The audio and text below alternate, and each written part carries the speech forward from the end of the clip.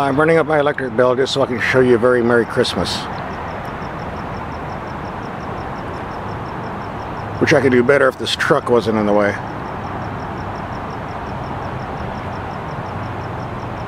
Ho, ho, ho. Now this is what we call Christmas spirit. You see, before, this lazy, useless animal was sleeping under my house, eating out of garbage cans, and now he's eating crab legs, sardines, and tuna fish, and sleeping in my $400 leather chair, which he has scratched up. Merry Christmas, buddy. You don't know how good you got it.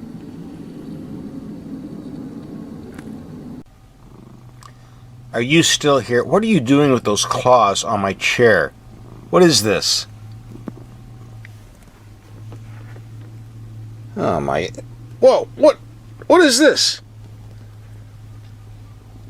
I got a tear in my chair from your claws? Out! Out! Out! The mid-price family four-door sedan market is the biggest moneymaker for automakers. So for those shopping in the $21,000 to $31,000 bracket, we have the 2015 Chrysler 200 to drive. And for those of you who want something bigger, we were going to get a Chrysler 300, but unfortunately Chrysler didn't have one to give. And we've kind of tested that car to death anyway. So instead we got the Toyota Avalon, which you can have for around 10,000 bucks more. As far as styling goes, there's really nothing extraordinary here. And again, there's nothing bad either. I was kind of surprised at the number of compliments I got off of it. I think it has a lot to do with the fancy blue paint and those chrome wheels. And here's a view from the rear. Now, this vehicle is available with a nice V6 engine, putting out 295 horsepower, getting around 18 to 28 miles per gallon in the real world. I've driven that engine, it's very nice, but it's an option. The standard engine is a 4-cylinder, putting out 184 horsepower, and rated at 23 miles per gallon in the city and 36 on the highway. Either power plants are connected to a 9-speed automatic tranny with the paddle shifters on the steering wheel. Now, many years ago, Chrysler had the worst interiors in the industry. They looked bad, they fell apart, and when Mercedes took over, people thought it was going to get better. It actually got worse. Fortunately, with the Fiat ownership, things are improving. This is a very nice cabin. The gauge cluster has a lot of good information, very easy to read.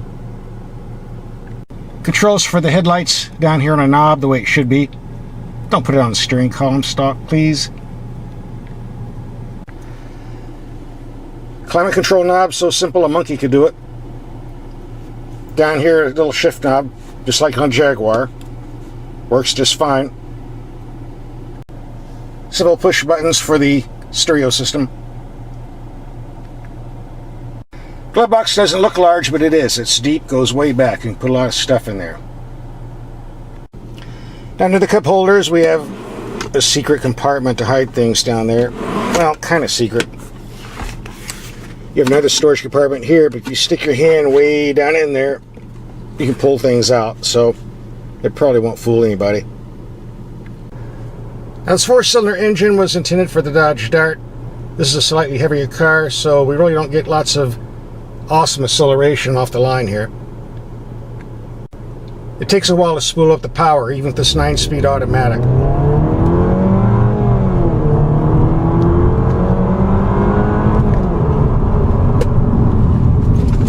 Well, at least the brakes are good.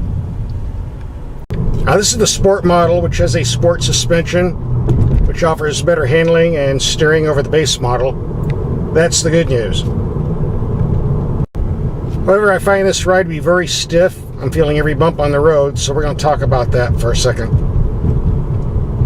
Now, first of all, if you have the S after the 200, that means you have the car with the sport suspension. Secondly, Chrysler recommends 38 pounds per square inch in each tire, which I think is kind of excessive. That's what I was testing on. Now, to find out if the stiff ride was due to the tire pressures or the suspension, I lowered the tires down to 32 pounds, took it for a ride, and it softened it a bit, but not enough to make a difference. So obviously it's a suspension involved here. Plus, I did get a chance to drive the basic car without the sport suspension, only for about 10 minutes, and it was a lot more comfortable to drive. So, the bottom line is, if you want a sporty car to drive fast, go ahead and get the Sport. If you're looking for comfort day to day, I suggest the standard car. It's your choice either way, but that's what you're dealing with when you have to make that choice. Driving on the freeway for about an hour, I have some observations. First of all, while the ride was a bit stiff in city traffic, once you get freeway speeds, it smooths out a lot better. Secondly, wind noise is low, so it does a good job of slicing through the air. Perhaps this will help gas mileage a bit. And if nothing else, the Sport suspension does provide excellent stability at high speeds, and we're not affected by crosswinds at all. So at least there's an advantage to it.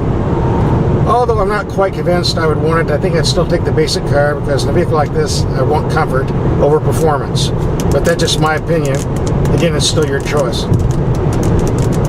I've been driving in the rain for 15 minutes and haven't had to turn on the windshield wipers once, which only goes to show the excellent airflow and aerodynamic design of the body for slicing right through the air and the rain.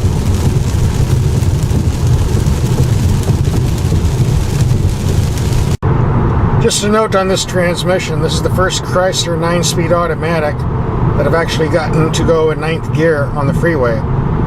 Before it was almost impossible to get it to go beyond 8th, which made it kind of pointless to have. So I guess someone at Chrysler has been changing the programming on these.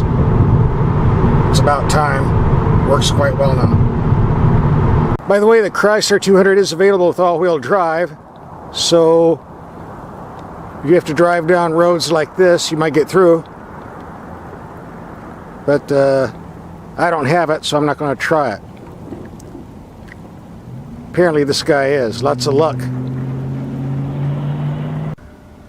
Naturally, if you're going to buy one of these, you're wondering about the fuel consumption figures. And this 4-cylinder highway driving for 107 miles, I got 29.0 miles per gallon. Compared to the bigger V6, which I had in the bigger Chrysler 300, which got 27 miles per gallon. In a total of 236 miles I put on, 50% city, 50% highway, I got 23.1 miles per gallon, compared to the V6 at 21 miles per gallon. And it's long gone over the computer, but in heavy city traffic I was getting 17 to the gallon off the V6 and 18 to the gallon off this. So overall, you're getting about 2 miles per gallon improvement over the V6. Overall, this 4-cylinder will do for basic transportation, but since the bigger V6 offers far more performance and only sacrifices 1 or 2 miles per gallon, I think that'd be my route. But once again, I've said 3 times already, the choice is yours. This particular car was loaded up with everything except the bigger V6 engine and all-wheel drive, so it came to $29,000. If you go down to the lower model, you can save some money, maybe enough money to pay for that bigger V6. If you like Chrysler cars or American sedans, this is one worth looking at. Okay, I give up. He's not leaving, so let's get away from the useless cat and get a video on the more useful cars. So now we'll switch over to the Toyota Avalon for those who need a slightly bigger car. Now the styling really didn't get that much attention on the street, but it is a handsome looking car, nice wheels, quality paint. Some people mistook it for a Lexus. I wonder why. Got a nice sized trunk in there. Now the Avalon has a push button trunk opener as well. Now the Avalon, if you push the trunk release button with the ignition on, it'll open. If you do it with the ignition off, it will open. However, if you take the key fob and lock the car, it deactivates itself, goes dead. So if someone breaks the glass, pushes the button, they're not going to get in. That's the way it's supposed to be. Under the hood is a 268 horsepower V6 hooked to a 6-speed automatic transmission. Gas mileage is rated at 21 to 31 miles per gallon. I've already racked up quite a few miles on this, and I'm getting 29 on the freeway and 23 in the city. Not bad considering the performance. There is one feature I did not care for on this car. It's another one of these vehicles that has a shelf underneath the door, which does absolutely nothing except collect dirt and mud. I've got it all over my hands, which can get on your pants. Now that's the bad news. The good news is the width of the rocker panels isn't that wide, so most of the time you step out, you won't be making contact with the outside bodywork, unless you're extremely short or small. But I still don't see why they do this. It makes no sense. If you're going to be sitting in the rear of this car, you're going to have plenty of room in the back.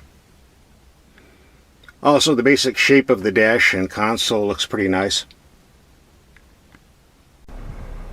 The gauge cluster is a nice design. The steering wheel controls are easy to use, and we do get paddle shifters for those who like to drive a bit faster. I didn't use the paddle shifters that much because aside from normal mode, you also have a sport mode, which shifts so fast you don't need to do it manually. For gas misers, there's eco mode too. And this was an upgrade model, so of course had air-conditioned seats, which also heat. The climate control system is simple to use. Unfortunately, we don't get simple knobs. We get the touchy-feely thing. Oh well, it works. The only beef I had with the interior was this glove box, which is ridiculously small. I mean, I think even the Corolla has more room than this. A big car like this should have a big glove box. This is pretty much useless. If you want to store something, the center console should work better. This V6 is one of the smoothest engines I've ever driven, which is probably why it works so well in the upgraded Lexus models, but you step on it, it's around 3,000 RPM, the sucker moves.